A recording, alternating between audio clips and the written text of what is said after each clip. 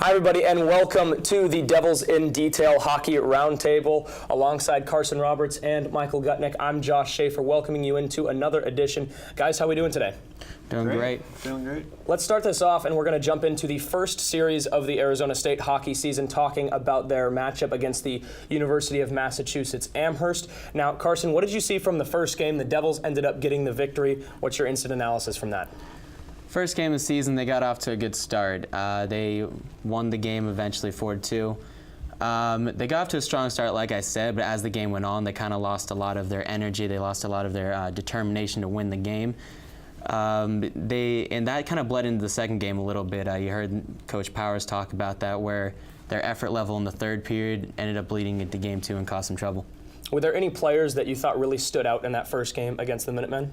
Yeah, Rowe definitely stood out a lot. Louis Rowe, winger, he's on the second line. That line as a whole worked together very well, had good chemistry. But Rowe really stood out. He put up stats all across the board. He got goals, assists, penalty minutes, had a solid plus-minus in the series as a whole. So he's definitely been a player to watch over these first two series, and especially he started out hot in that first game against UMass Amherst.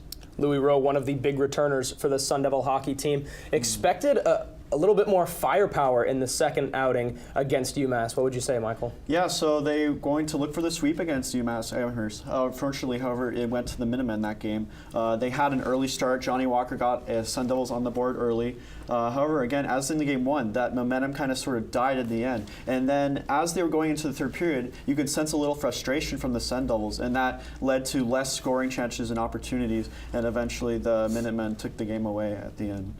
The second series of the season for Arizona State featured the Devils and the Air Force Falcons, a team that they have become a little bit more familiar with in Division I. They took 1 of 2 from the Falcons last year, and they went up to Colorado last weekend to face off with the Falcons and ended up dropping both games. Now, what did you see from the first game against Air Force?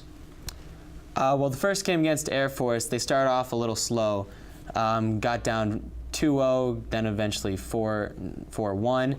Came back, scored a couple goals late in the game. Ended up losing the game 4-3, but it was a very solid game. Face-offs were kept relatively even at 31-30 in favor of Air Force. Weak on the power play. They've had to work on special teams. That's been a big key to this season, is that they really need to improve on their special teams play defensively too. Another great game from Joey DeCord too. He had about 34 saves on about 38 shots. So it's been a lot of improvement. A very solid game played on the road against a top-ranked team, number 19 in the nation in Air Force, a team that went to the Elite Eight, just lost in the regional final. So it was a very solid showing, and it has a lot. It shows that this team has a lot of potential going forward against tougher opponents. So then heading into that second game, everybody was expecting a little bit of a better showing from the Sun Devils, but unfortunately for ASU, it was an empty net goal that put it away for Air Force, Michael. Yes, indeed. It was a very tight and closely matchup between Air Force. Again, as they struggled on the special teams, it was a combined effort between the two games, 1 for 10 on the power play. That's something they definitely have to improve going into the next series against Nebraska-Omaha. And it was just overall, they felt a loss after having that tough battle against Air Force, who played overall just a really better defensive game on the offense and defense. We talked about Louis Rowe a little bit. Another player that we want to talk about is the captain, Dylan Holman, and then, of course, an alternate captain, Anthony Crossan, as this top line for the Devils really seems to be at the forefront of this offense so far this season. What would you say you've seen about Louis Rowe? You talked about him a little bit earlier, but let's go a little bit more in depth. What have you been impressed with so far, and how does he continue to be a leader for this team? You know, he's a returner. He's the biggest body on the ice in pretty much every game that they play. What is so special about Louis Rowe? When we talk about big bodies, this team has a lot of big bodies. Louis Rowe is one of the more experienced players, so unlike the other bigger guys like Phillips Bunces, he knows how to use that big body to win plays in the corners and to actually use it to score and get past these guys. But what's impressed me most is how consistent he's been. It doesn't matter if they're playing NAIT or UMass Amherst or on the road in Colorado Springs at Air Force. He's been impressing. He's been putting up goals, assists, having a solid plus-minus, leading the team top 3 in pretty much every category you see. He has about 6 penalty minutes, so you don't want to have those penalty minutes because you don't want to force your team on the power play, but it does show that he's playing a tough game, he's playing a rough game, he's making it tough for the other team to score and to have a consistent game. So, Michael, let's talk about the captain, Dylan Holman.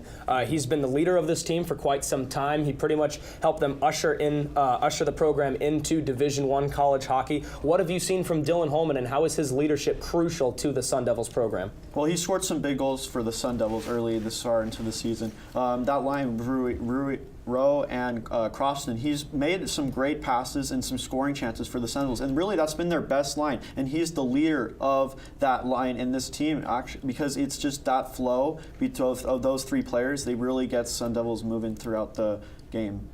Anthony Crossan, another big player on that top line that has been killing it for the Sun Devils this season. Thanks so much for tuning in to another Arizona State Ice Hockey Roundtable here on Devils in Detail. For Carson Roberts and Michael Gutnick, I'm Josh Schaefer, and we'll see you next time.